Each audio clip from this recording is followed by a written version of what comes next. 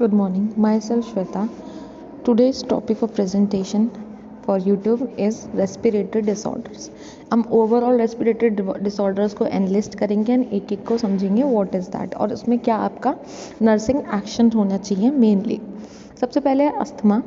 Asthma, as we all know, it is an inflammation and hyper sensitivity to a trigger which is all in medical language it is known as stimuli which will result in bronchoconstriction. Basically क्या है, asthma एक hyper sensitive reaction है और asthma एक reversible condition है. Basically inflammatory responses की वजह से क्या होता है, पेशेंट का ब्रोंको कंस्ट्रिक्शन हो जाता है, पेशेंट को ब्रीदिंग इश्यूज आते हैं. नर्सिंग एक्शन इसमें क्या रहेगा कि आपको मेंटेन करना है पेटेंट एयरवे. हमें ब्रोंको डायलेटर्स जिसमें short acting and long acting, अगर सडन अभी आपको सडन रिलीफ चाहिए तो हम short acting broncho dilators administer करते हैं एंड उसके साथ साथ कॉर्टिकोस्टेरॉइड्स. नेक्स्ट है सीओपीडी. सीओपीडी की फुल फॉर्म है cardio pulmonary disorder. Chronic bronchitis देखने को मिलता है, इसमें ओवर प्रोडक्शन ऑफ म्यूकस होती है इन्फ्लामेटरी रिस्पॉन्स की वजह से. बट सीओपीडी आपकी एक इरिवर्सिबल कंडीशन है और प्रोग्रेसिव है, कंटिन्यूसली एनहेंस होती है. और साथ साथ में इसमें एक और कंडीशन देखने को मिलती है एम्फाइसीमा. डैमेज हो जाता है एल्वोलाई. एक तो डैमेज हो जाते हैं एल्वोलाई, उसके साथ साथ ओवर प्रोडक्शन होता है क्रोनिक ब्रोंकाइटिस होने की वजह से. नर्सिंग रिस्पॉन्सिबिलिटी आती है कि SpO2 लेवल्स आपको 88 से 92% में रखने पड़ते हैं COPD पेशेंट्स के लिए. नेक्स्ट आता है प्लूरल इफ्यूजन. प्लूरल इफ्यूजन के नाम से हम समझते हैं कि फ्लूइड एक्युमुलेशन हो जाता है हमारे प्लूरल स्पेस में, जैसे कि डायग्राम में दिखता है.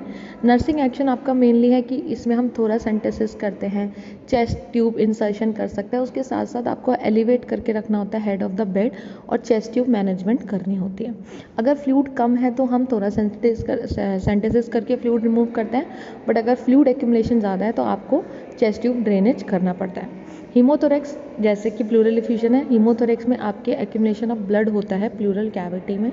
नर्सिंग एक्शन क्या है कि आपको स्टेबलाइज करना है पेशेंट को, ब्लीडिंग को स्टॉप करना है अर्लीस्ट में, थोरासेंटेसिस कर सकते हैं और थोरासेंटेसिस से मैनेजमेंट नहीं होती तो चेस्ट ट्यूब मैनेजमेंट करना पड़ेगा.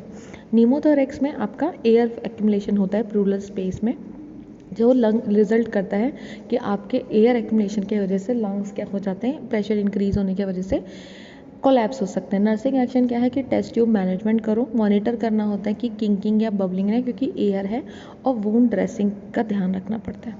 एम्फाइसीमा आपकी एक कंडीशन है जिसमें आपके एक्यूमुलेशन हो जाता है पस प्लूरल स्पेस में. नर्सिंग एक्शन में आपको चेस्ट ट्यूब मैनेजमेंट और जो पस एक्यूमुलेशन है उसके रीज़न, मतलब अगर इन्फेक्शन उसके बिहाइंड रीज़न है तो आपको उस इन्फेक्शन को ट्रीट करना है एंटीबायोटिक से.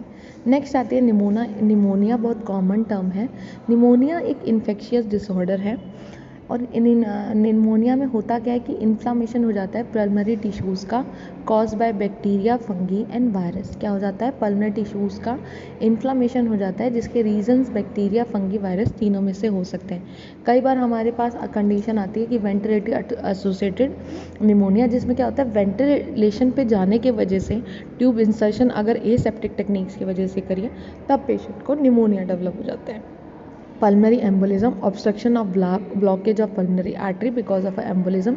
नर्सिंग एक्शन क्या है, एंटीकोगुलेंट्स देने हैं ताकि क्लॉट फॉर्मेशन ना हो और थ्रोम्बोलिटिक्स देना है ताकि जो क्लॉट है वो डिजोल्व हो सके.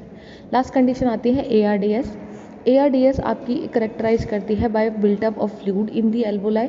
नर्सिंग एक्शन क्या है, मेंटेन करना है ventilation using PEEP and supplement करना है ऑक्सीजन. ये आपके वेरियस मेथड है नीचे, simple face mask, nasal cannula, partial rebreather mask, non rebreather mask, वेंचुरिंग मास्क, फेस मास्क.